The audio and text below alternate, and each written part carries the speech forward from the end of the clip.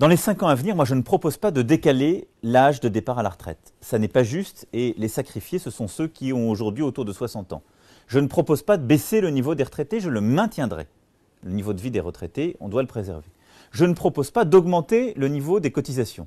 Tout ça sont des mesures injustes.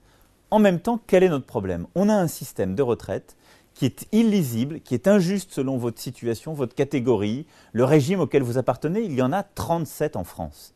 Et donc, je veux faire une grande réforme en profondeur de nos retraites qui va progressivement rentrer en vigueur.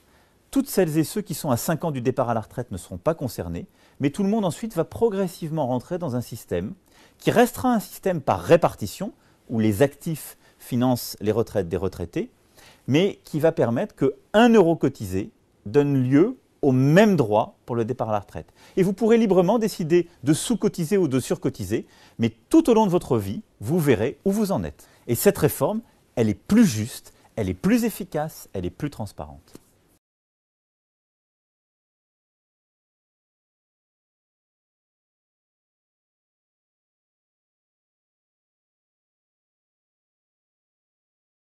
Quand vous allez interroger les candidats les uns après les autres sur cette question, il faut aller au bout des choses. Il y a trop d'hommes politiques qui jouent avec l'affaire des retraites et qui font miroiter des réformes formidables. Alors, par exemple, ce qu'on appelle les retraites par points. Bon. Le système de retraite par points, j'y suis favorable, mais il ne faut pas faire croire aux Français que ça va régler le problème des retraites.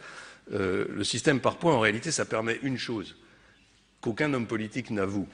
Ça permet de baisser chaque année le montant des points, la valeur des points, et donc de diminuer le niveau des pensions.